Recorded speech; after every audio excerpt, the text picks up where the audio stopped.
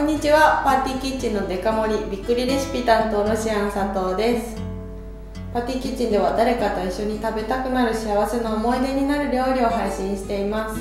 レシピが待ちきれないという方はぜひぜひチャンネル登録お願いします。そして第3金曜日はリクエストアンサーの日です。2月に募集したリクエストに今日はお答えしていきます。また4月の第3金曜日に配信するリクエストはこちらの動画のコメント欄で受付しておりますので、ぜひリクエストしたいレシピがあるよという方はコメントをお待ちしてます。どんどんたくさん書いてってくださいね。やっぱりね、4月って言ったらピクニックかな。暖かくなってきてるので外で食べたいレシピとかのリクエストいいですね。誰と食べたいのかなとか、誰のために作りたいのかなとかね、こういうレシピ困ってますっていうご相談などお待ちしてます。ぜひコメントお寄せください。そしてですね、今回採用させていただいたリクエストはこちらです。ティム・ネコズさんかなからの、母の食が細くなって困っています。母はお米が大好きですが麺類が嫌いです。他にも好き嫌いが多くて魚も鮭以外は食べられません。でも少しでもたくさん食べて元気でいてもらいたいのです。今住んでいるところは IH1 個しかなくて凝ったものが作れません。何か簡単で母が喜んで食べてくれるレシピを教えてもらえませんか。よろしくお願いします。なるほど。ということでですね、ティムさん、お母様のなんとか元気にたくさん食べていただきたいというリクエストありがとうございます。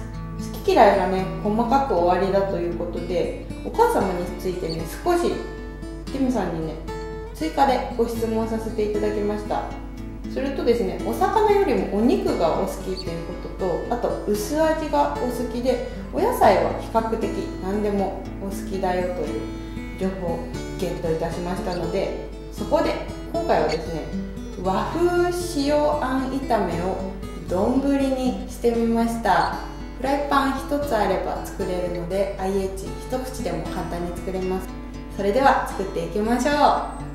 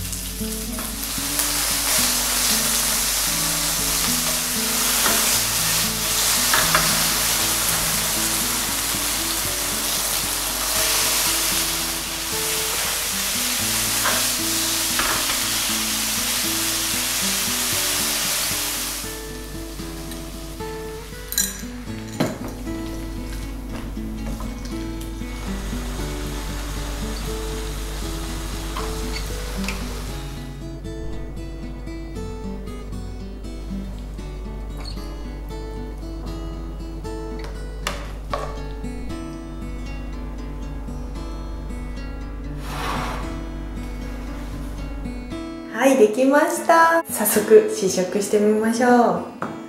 いただきます。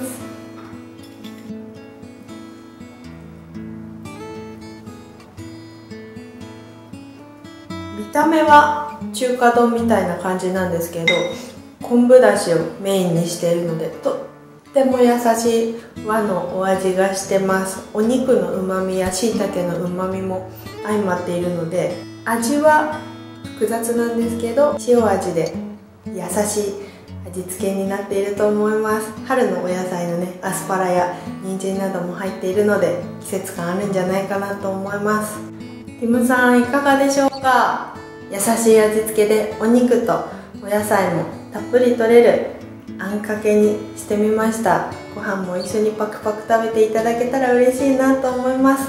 ぜひお母様と一緒に食べてみてくださいね。